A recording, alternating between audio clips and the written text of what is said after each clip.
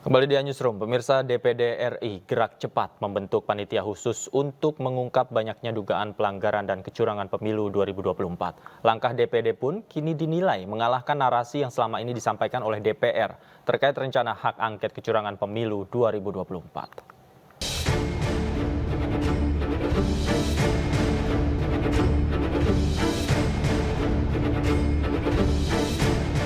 Dewan Perwakilan Daerah DPD RI gerak cepat membentuk panitia khusus untuk mengungkap banyaknya dugaan pelanggaran dan kecurangan pada penyelenggaraan pemilihan umum 2024. Langkah tersebut justru berbanding terbalik dengan yang dilakukan DPR yang justru terkesan lambat bahkan maju mundur untuk melakukan hak angket. Pembentukan pansus ini telah disepakati DPD dalam sidang paripurna DPD RI ke-9, masa sidang 4, tahun sidang 2023-2024, yang dipimpin langsung Ketua DPD Lanyala Mataliti. Sementara itu dalam rapat paripurna DPR RI ke-13 masa persidangan 4 di gedung DPR RI Senayan, sejumlah anggota Dewan dari PKS, PKB, dan PDI Perjuangan mengusulkan penggunaan hak tersebut. Namun Wakil Ketua DPR RI Sufmi Dasko belum menjelaskan pimpinan DPR RI tak memberikan tanggapan karena pengajuan hak angket ada mekanismenya.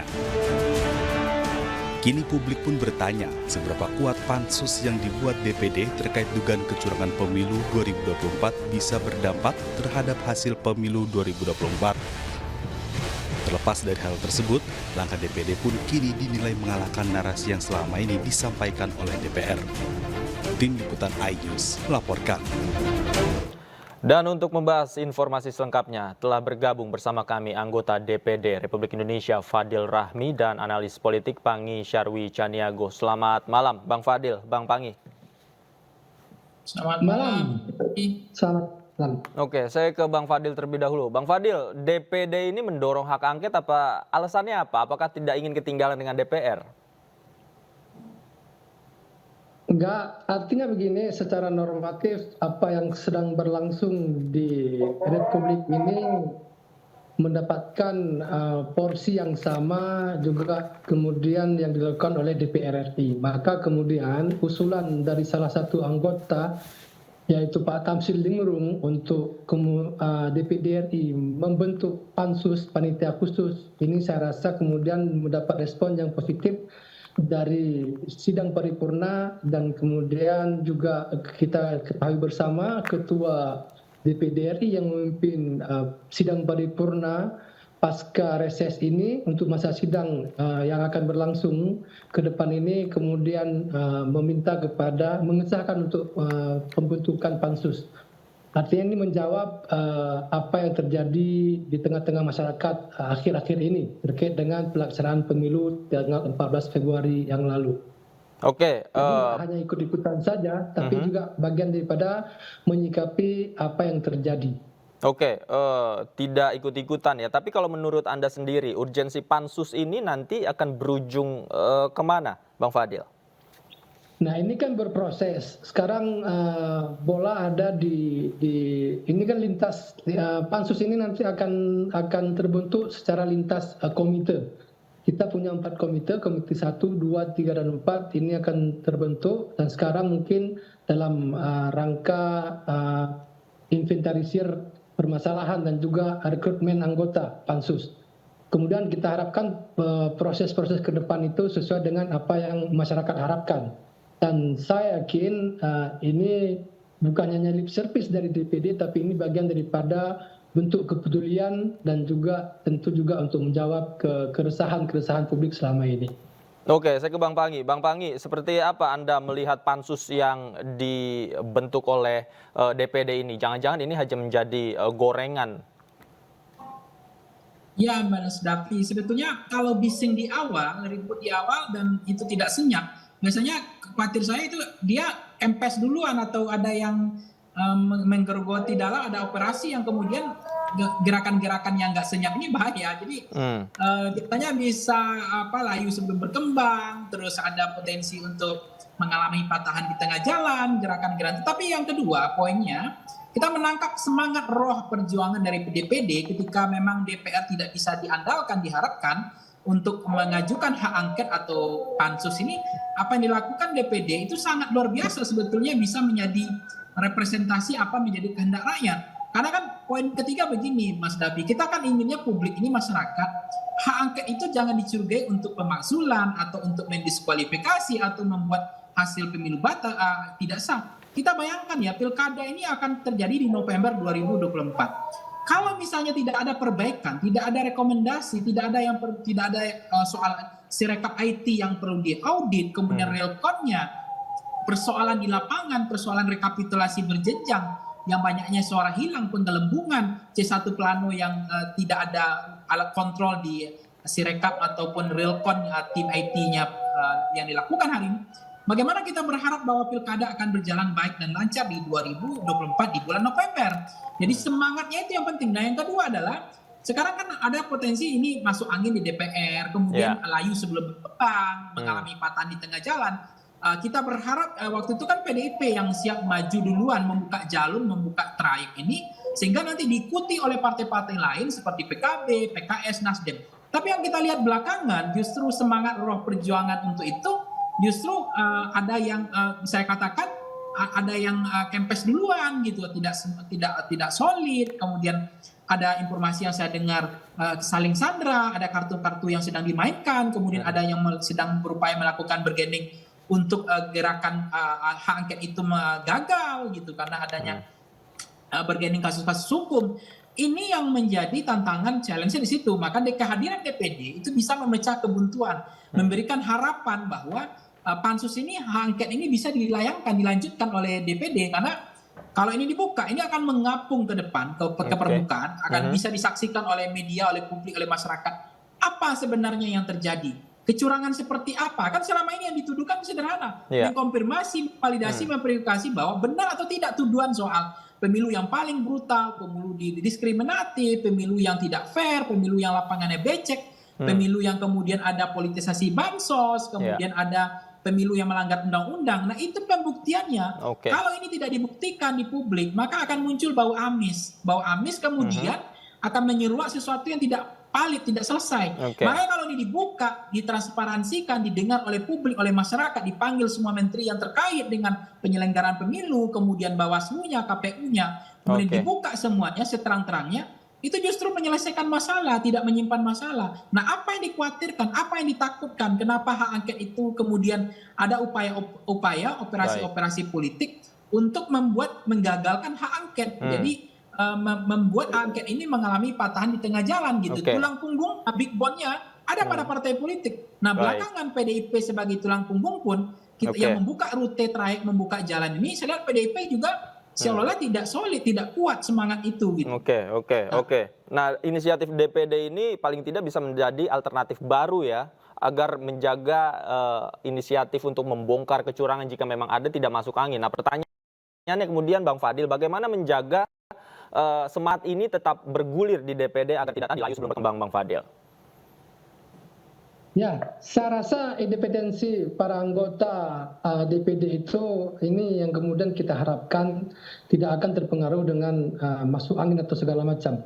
Karena kenapa kita gas di awal? Karena memang kita free, kita tidak pernah tersandra dengan siapapun, bebas untuk kemudian menyuarakan apa yang menjadi keresahan masyarakat. Dan saya yakin pembentukan pansus panitia khusus ini juga akan mencoba menjawab apa yang terjadi di tengah-tengah masyarakat, dan saya pastikan pansus ini untuk jangka waktu ke depan akan berjalan sesuai dengan apa yang kita harapkan. Akan terpilih, direkrut para anggota pansus, pimpinannya juga dari orang-orang yang secara kredibilitas bertanggung jawab dan mampu untuk kemudian mengemban amanah pansus ini sesuai dengan apa yang kita harapkan.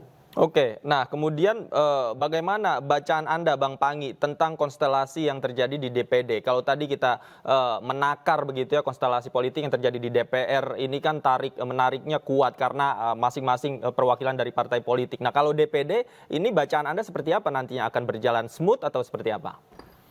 Ya, Mas Davi, saya melihat DPD itu karena memang tidak tersandra, kemudian mereka sangat bebas, tidak ada kasus-kasus hukum, itu harusnya mereka lebih berani, lebih tegas untuk mengungkap bahwa ada pelanggaran, itu yang menjadi kelebihan DPD semestinya. Nah, sementara di partai politik di DPR itu kan politik saling sandranya, kemudian persamaan kepentingannya juga banyak. Misalnya begini, ada partai yang terlalu keras, ketiga mulai agak smooth, kemudian Nasdem mulai turun tensinya, semangatnya PDIP juga turun. Itu kan karena ada kemungkinan partai tersebut tersandra. Karena ada kasus-kasus hukum yang dilamai. Contohnya misalnya Mas Ganjar. Ketika Mas Ganjar keras untuk menggugat kasus membuka hak angket ini, langsung tiba tuh masalah hukum gratifikasi di Bank Jateng itu. Iya. Itu kan sangat terang, itu fakta. Nah begitu juga anggota-anggota DPR, kalau ada yang berani dia list nama siapa yang berani. Tapi nanti lihat persoalan hukumnya, latar belakangnya, warna-warninya. Itu yang ditakutkan oleh anggota DPR itu, banyak yang kemudian mereka nggak berani gitu untuk bersuara. Nah kita berharap DPD kalau memang tidak bermasalah, lebih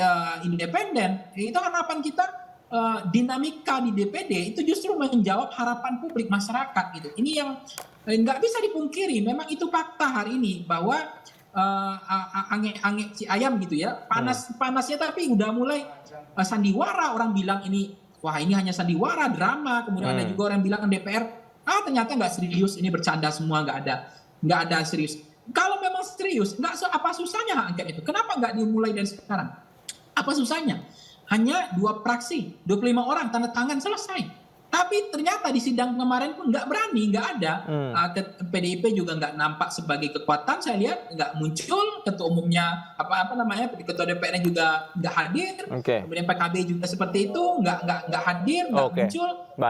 Partai-partai mulai hilang dan tiba-tiba ada yang memulai dan ada yang mengakhiri. Jadi sebetulnya kita berharap memang kehadiran DPD itu bisa memecah kebuntuan, membuka jalan itu ketika DPR tidak bisa diharapkan. Oke. Pertanyaannya kemudian bagaimana kemudian menutup celah-celah masuk angin yang diprediksi akan juga menggembosi teman-teman di DPD. Kita lanjutkan usai jeda, Bapak-Bapak. Pemirsa jangan kemana-mana, iNewsroom masih akan kembali usai jeda berikut. Tetaplah bersama kami.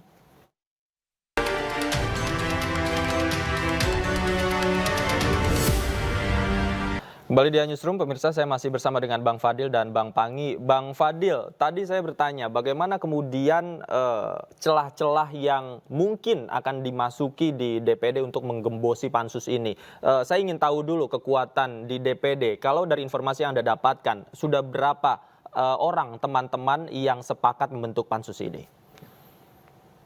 Kalau ini diputuskan secara paripurna, saya rasa ini adalah kesepakatan umum. Artinya memang semua sebagai lembaga, secara kelembagaan ini adalah sah bahwasanya DPD RI secara lembaga membentuk pansus.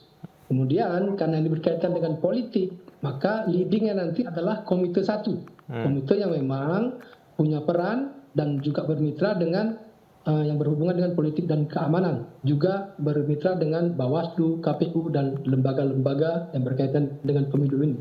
Dan saya yakin selama ini setiap pansus yang kita bentuk, sebelumnya ada BLBI, sebelumnya ada pansus honorer, dan juga pansus-pansus lain, ini independensi daripada anggota yang kemudian juga direkrut dari lintas komite, ini saya rasa luar biasa independensinya dan tidak mudah untuk kemudian masuk angin. Karena pansus dan juga hak angket ini sebenarnya kan sederhana saja. Hanya minta klarifikasi terhadap apa yang dilakukan oleh pemerintah, eksekutif dalam hal ini. Dan itu bagian daripada pengawasan. Bagian daripada menjalankan fungsi-fungsi legislatif. Melakukan pengawasan terhadap pelaksanaan undang-undang yang dilaksanakan oleh eksekutif. Nanti akan dipanggil Bawaslu, dipanggil KPU, dipanggil para terkait untuk kemudian diminta keterangan terhadap apa yang terjadi dalam pemilu 2024 ini. Maka saya rasa tidak ada hal yang perlu dikhawatirkan dari perjalanan pansus ini nantinya. Oke. Pertanyaannya kemudian, Bang Pangi, ini kalau secara tupoksi kan kita tahu DPR memiliki hak angket begitu ya, hak untuk mengajukan hak angket terhadap penyelenggara pemilu. Nah, kalau dari sisi DPD, bagaimana kemudian nanti implikasi dari pansus ini terhadap hasil pemilu? Apakah nantinya akan efektif, Bang Pangi? Iya Mas Davi, sebenarnya ini kan momen yang sangat sakral, penting bagi DPD ya. Selama ini kan DPD eksistensinya dipertanyakan publik, memang kerja DPD itu apa gitu. Nah ini waktu momentum yang paling emas, waktu yang paling tepat untuk menunjukkan eksistensi DPD kepada publik, kepada masyarakat, pertanggungjawaban DPD kepada rakyat secara langsung. Apalagi kalau pansus itu kan akan membuka proses penyelidikan ya, akan memanggil tadi ada komisioner KPU, Bawaslu, kemudian memanggil seluruh ahli-ahli IT yang hebat, generasi milenial yang hebat-hebat di Indonesia, memanggil ahli tata negara, memanggil kemudian ahli-ahli ahli-ahli di bidang terkait gitu, termasuk IT dan seterusnya, termasuk memanggil pihak-pihak di Kementerian Keuangan, Kementerian Dalam Negeri, kementerian-kementerian terkait dengan penyelenggaraan pemilu. Nah, itu DPD akan melakukan pertanyaan, membuka apa yang menjadi kegelisahan, memastikan semua tuduhan pemilu yang paling brutal, pemilu yang dianggap paling curang, pemilu yang misalnya tidak fair, pemilu yang politisasinya kebijakan anggaran yang salah dan seterusnya. Nah itu ditayangkan secara live di TV nasional 2 minggu misalnya. Dan itu yang bertanya DPD, kemudian diinvestigasi, ditanyakan terus, divalidasi, dikonfirmasi, diverifikasi oleh DPD. Itu kan DPD jadi harum namanya. Dan publik juga akan berharap ternyata yang diharapkan dari Republik ini ternyata masih punya representasi suara yang menjadi representasi mereka. Mereka mungkin niatnya bukan pemakzulan, bukan niat untuk mendelegitimasi pemilu, bukan niat untuk menganulir bahwa pemilu ini tidak sah atau ingin mengganti pemenang. Mungkin niat mereka adalah bagaimana kemudian membuka seterang-terangnya, ada transparansi. Karena kejahatan, kan yang dikhawatirkan sama kejahatan itu kan transparansi. Mereka nggak mau bertanggung jawab. Nah yang kedua, kenapa berani melakukan di PPK itu misalnya ada kecurangan, memanipulasi, penggelembungan suara di PPK, dari KPPS, PPK tingkat kabupaten kota. Karena mereka yakin bahwa mereka tidak akan diaudit. Mereka tidak akan bisa dibuktikan perangai tingkah laku mereka yang memanipulasi itu. Nah kalau DPD berhasil melakukan ini kan sebuah terobosan yang luar biasa. Memang ini dan tidak ada dalam sejarah kita, pemilu kita, biasanya setiap sengketa kalau secara administratif ke Bawaslu, hak kecil sengketa hasil ke KPU. Nah tiba-tiba hari ini ada pansus ini kan nggak main-main. Pansus itu kan pihak khusus yang dibentuk, waktunya ada timeline-nya, ada limitasi waktunya, bekerja selama 1 bulan misalnya. Mereka melaporkan ke publik, kepada masyarakat, ditampilkan secara live, dibuka secara publik, menyaksikan Sabang sampai Merauke. Orang bisa menyaksikan semua apa yang menjadi kekhawatiran, kegelisahan selama ini. Dan itu juga waktu yang paling tepat bagi KPU bahwa mereka tidak melakukan hal seperti yang dituduhkan. Itu juga untuk Bawaslu membuktikan bahwa mereka bekerja selama ini menjadi wasit yang adil. Mereka mengkonfirmasi termasuk misalnya Kementerian Keuangan soal bansos ini, Kementerian Dalam Negeri aparat desa, misalnya mobilisasi. Ini waktu bagi mereka juga, waktu yang bagi mereka untuk membuktikan bahwa mereka seperti yang dituduhkan, bau amis seperti yang dituduhkan tidak terbukti gitu. Nah itulah waktunya untuk mereka untuk membersihkan nama baik mereka juga. Tidak ada upaya yang sia-sia begitu ya Bang Pangi ya? Oh enggak ada, apalagi rekomendasi untuk memperbaiki pemilu-pemilu yang akan datang supaya hal-hal semacam ini tidak terjadi. Besok kita mau pilkada di bulan November. Kita tentu tidak menginginkan ini terjadi lagi gitu. Misalnya Sirekap yang gagal membaca data. Ya kemudian ada data tiba-tiba perolehan suara 5 juta. Besok tinggal 4 juta, ini gimana ceritanya? Penjelasannya. Ada tiba-tiba di data, kalau data IT itu biasanya kan begitu. Nggak ada data yang lonjak-lonjak, jumping, naik turun, melonjak. Itu nggak ada. Misalnya data IT itu biasanya stabilisasi, data itu ada, tidak ada tiba-tiba data itu hilang, tiba-tiba datang, tiba-tiba melonjak, di data masuk 60%, itu gimana ceritanya? Itu kan ditanya ke ahli IT yang hebat di Republik ini. Kok bisa nggak data itu, data suara partai tertentu, 6 juta, tiba-tiba sekarang jadi 4 juta, gimana ceritanya? Bisa nggak dalam logika common sense ahli IT gitu? Itu harus dibuktikan.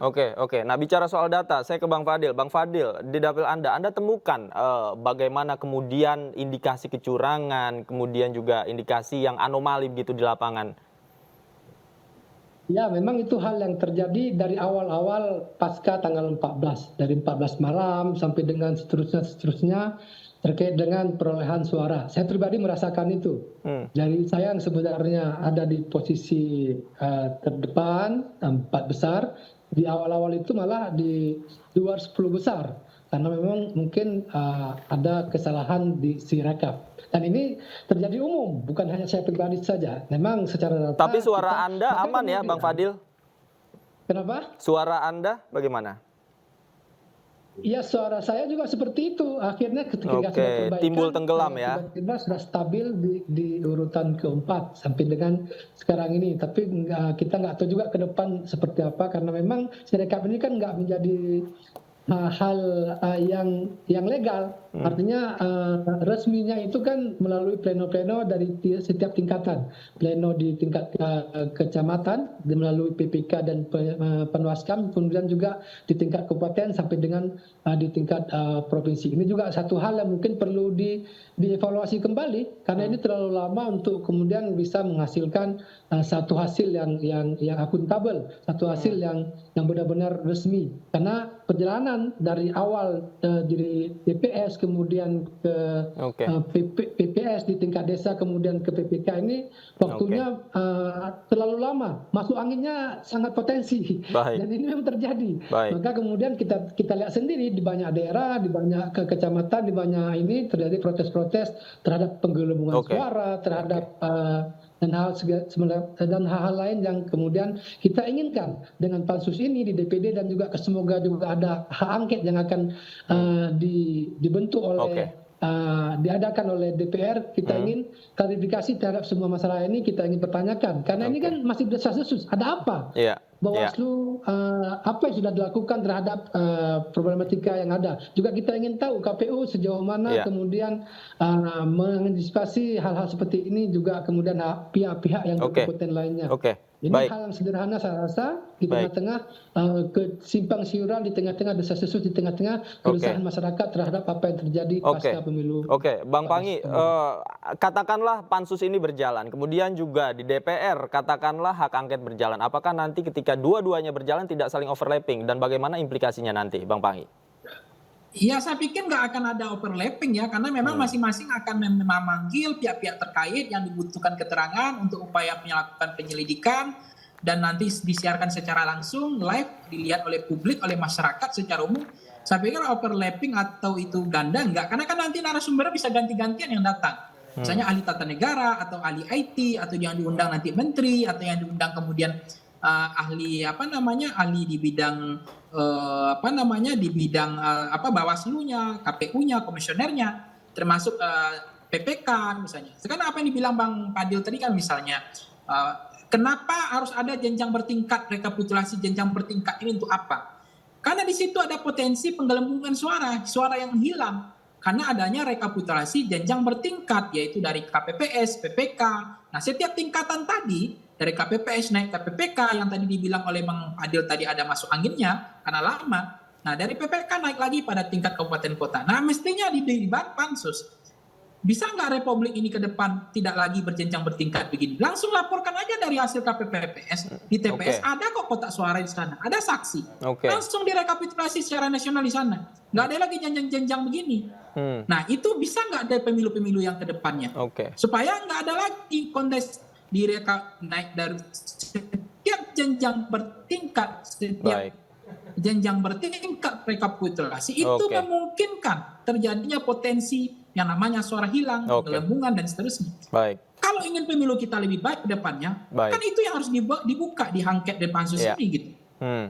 Dibuka ya, akan semuanya terang benderang begitu, masyarakat juga bisa memantau. Kita tunggu gebrakannya dari DPD. Terima kasih Bang Panggi Sarwicaniago sudah bergabung bersama kami. Bang Fadil juga terima kasih banyak sudah meluangkan waktu bersama kami di iNewsroom. Selamat malam, sehat selalu Bapak-Bapak.